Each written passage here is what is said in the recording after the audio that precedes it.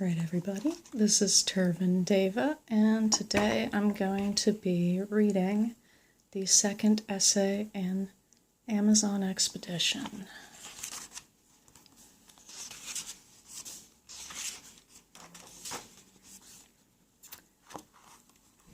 Lesbianism and Feminism by T. Grace Atkinson. Since the beginning of this current movement, feminist activity has been labeled lesbianism. The first time I was called a lesbian was on my first picket line in front of the New York Times to desegregate the help wanted ads. Generally speaking, the movement has reacted defensively to the charge of lesbianism. No, I'm not. Yes, you are. No, I'm not. Prove it.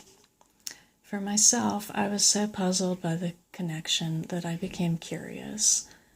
Whenever the enemy keeps lobbing bombs into some area you consider unrelated to your defense, it's worth investigating. The oppressor never has mechanical failures. Only the oppressed does, and then only at strategic and convenient moments. Why is lesbianism significant for feminism? Since the beginning of this movement, lesbianism has been a kind of code word for female resistance. Lesbianism is in some way symbolic of feminism as a political movement. While the charge of lesbianism has generally been made by anti-feminists, that fact does not disqualify the relevancy of lesbianism to feminism. The paranoia of one's enemy is frequently both educative and inspirational. Lesbianism for feminism is not just another issue or another example of human oppression, nor is lesbianism about autonomy. Lesbianism is pretty clearly about association, not about aloneness. If lesbianism were about aloneness, it could hardly be relevant to anything in a political sense. Political concepts, by definition, are about society. These concepts must concern at least two or more persons in relationship to one another. It is the association by choice of individual members of any oppressed group, the massing of power, which is essential to resistance. It is the commitment of individuals to common goals, and to death, if necessary, that determines the strength of an army. In war, even political warfare, there is no distinction between the political and the personal. Can you imagine a Frenchman serving in the French army from 9 to 5, then trotting home to Germany for supper and overnight?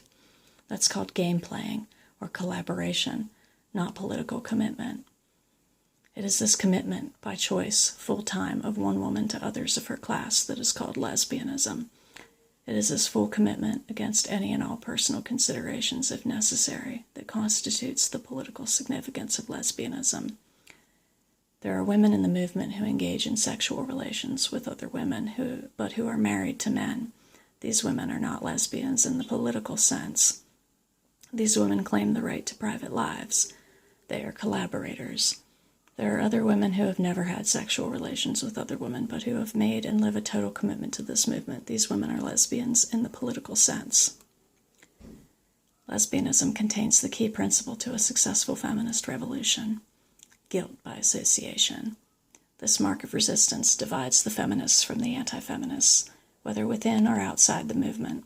The political essence of lesbianism is as synonymous with feminism as being suppressed. The crucial features of lesbianism are the political and tactical significance of lesbianism to feminism. This involves both analysis and strategy. Oppression as a phenomenon includes two parties or classes, the oppressor and the oppressed.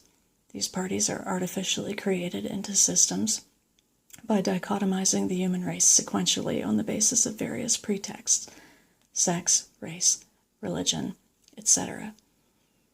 Any given class system, or the phenomenon of oppression, is stabilized by institutions, all of which are by definition political.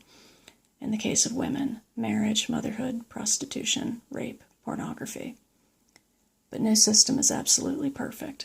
There is always at least a tiny minority within the oppressed who simply will not, later co-opted by the oppressor as cannot, play out its proper political function in society. This minority is labeled by those in power, the oppressor, as the criminal element. The criminal element, when contained, that is, not politicized, serves several functions for the oppressor. This element is permitted to exist by being bought off by the oppressor and paid out of the pocket of the oppressed. Crime does pay. But the oppressor keeps check enough so that there is always sufficient risk, deterrent, to discourage too large a number of the oppressed from becoming criminal. The distinction between criminal and revolutionary is quantitative. The criminal element is the buffer between the oppressor and the remainder of the oppressed. Criminality is both a safety valve and an object lesson. The criminal element is, however, seriously dangerous to the oppressor in only one instance. It is the source of revolutionary leadership. If the oppressed class begins to get restless, this buffer zone must be removed, annihilated. This removes both the potential leadership for a revolt and serves as a scapegoat or sacrifice to co-opt the rage of the oppressed. The criminal element is presented by all the propaganda machines as the primary exploiter of the oppressed. Since most people who've been shit on for thousands of years tend to stink, the oppressed will usually accept this explanation and help turn over their own people. Lesbianism is clearly the buffer between the male and female classes. The benefits are primarily a relative degree of independence from the institutional alternatives: marriage, motherhood, prostitution.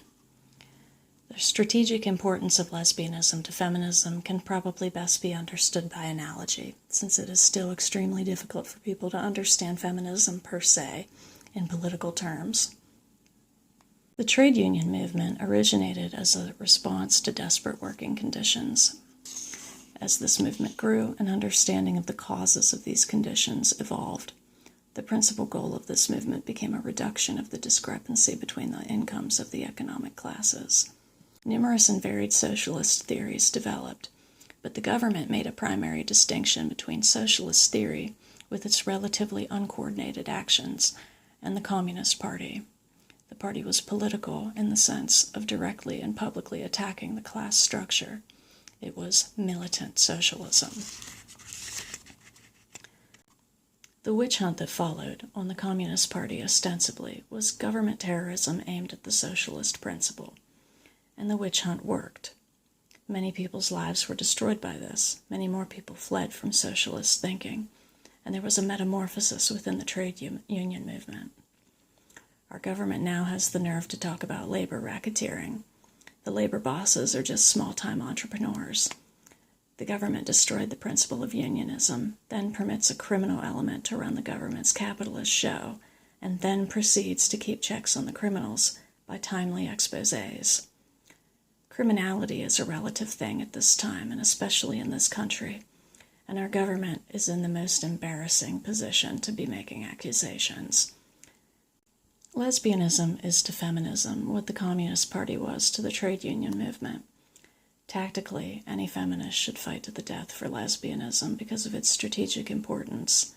If the government witch hunts lesbianism, and all feminists have always been aware of this possibility, and if the government succeeds in isolating lesbianism to any degree from feminism, feminism is lost. Feminism, like unionism, will be a complete racket.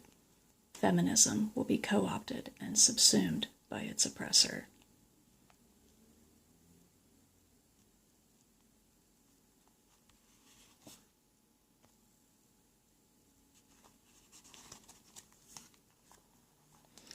And that's exactly what happened.